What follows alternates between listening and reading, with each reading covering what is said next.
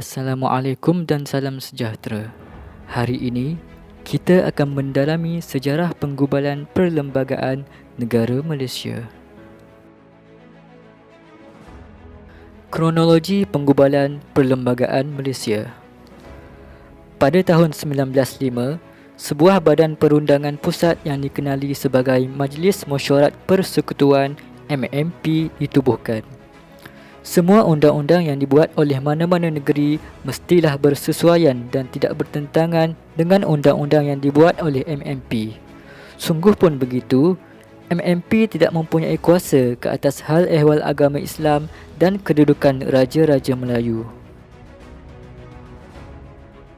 Pada tahun 1927, melalui pindaan Perjanjian Persekutuan bagi anggota-anggota MMP, MMP diberi kuasa untuk membuat undang-undang bagi seluruh negeri-negeri Melayu bersekutu.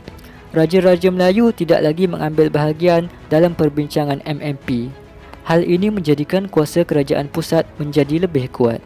Sementara itu, kedudukan Dewan Negeri diperkuatkan lagi dan beberapa kuasa yang dahulunya dijalankan oleh Ketua Setiausaha iaitu Pegawai British diserahkan kepada Dewan Negeri.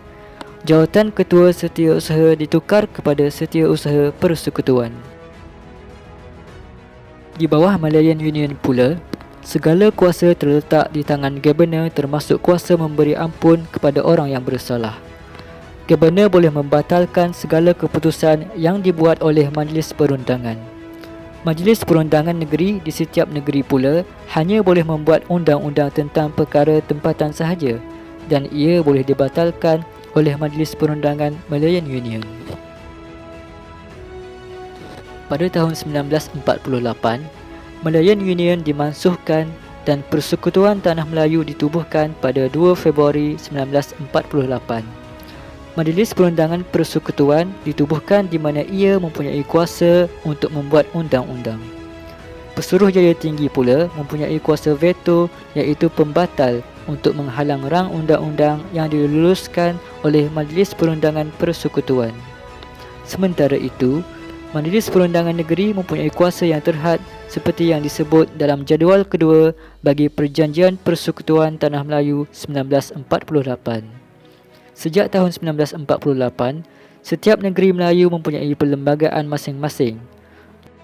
Walau bagaimanapun, negeri Johor dan Terengganu telah pun mempunyai perlembagaan lebih awal lagi, iaitu masing-masing pada tahun 1895 dan 1911.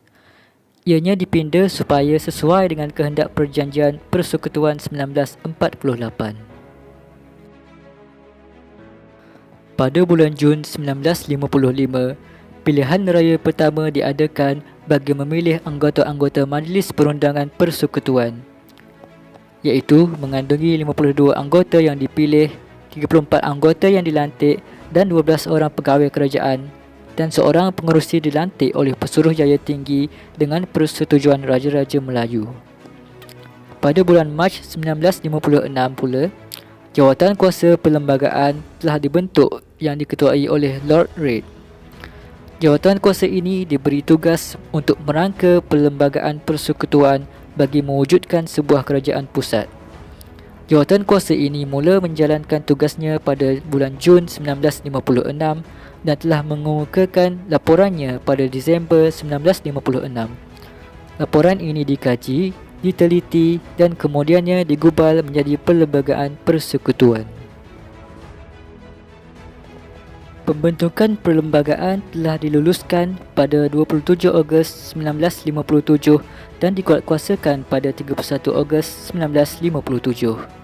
Pada bulan Julai 1963, Perjanjian Malaysia ditandatangani di London oleh Kerajaan British, Persekutuan Tanah Melayu, Singapura, Sabah dan Sarawak. Mengikut perjanjian ini, Parlimen British akan meluluskan satu undang-undang untuk memberi kemerdekaan kepada Singapura, Sabah dan Sarawak yang masing-masing akan mempunyai perlembagaan baharu. Bagi Persekutuan Tanah Melayu pula, Parlimen Persekutuan akan meluluskan satu undang-undang yang dipanggil Akta Malaysia untuk meminda perlembagaan persekutuan. Penggubalan Akta Malaysia ini adalah serentak dengan kelahiran negara Malaysia pada tahun 1963 yang lalu. Perlembagaan Malaysia mempunyai asas yang kukuh kerana ia terbina di atas Perlembagaan Persekutuan Tanah Melayu PTM yang telah terpakai semenjak Malaya merdeka sehinggalah Malaysia terbentuk pada 16 September 1963 sekaligus menggantikan nama Tanah Melayu kepada nama Malaysia. Menurut Muhammad Buhari, konsep perlembagaan merujuk kepada dokumen yang mengandungi semua undang-undang asas negara.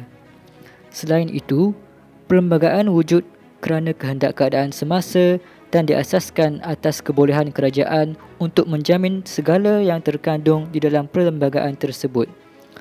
Perlembagaan juga mestilah dipegang teguh dan seimbang dengan hasrat orang ramai.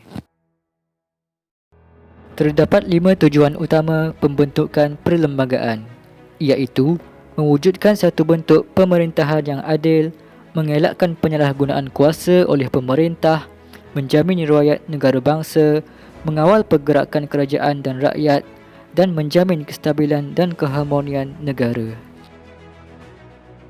Seterusnya, terdapat 2 bentuk perlembagaan, iaitu secara bertulis dan tidak bertulis.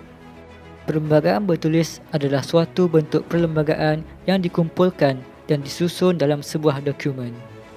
Antara ciri-ciri perlembagaan bertulis adalah kukuh dan sukar untuk dibuat pindaan. Parlimen mempunyai kuasa membuat undang-undang terhadap perkara yang terkandung dalam perlembagaan dan Parlimen dilarang membuat undang-undang yang bertentangan dengan kebebasan hak asasi. Perlembagaan tidak bertulis pula adalah merangkumi semua prinsip perlembagaan yang tidak berkumpul dalam satu surat atau dokumen. Contohnya, Akta Parlimen dan keputusan-keputusan mahkamah. Akhir sekali, peruntukan utama dalam Perlembagaan Malaysia adalah merangkumi agama, bahasa, kedudukan istimewa orang Melayu dan Bumiputera, kewarganegaraan dan kebebasan asasi.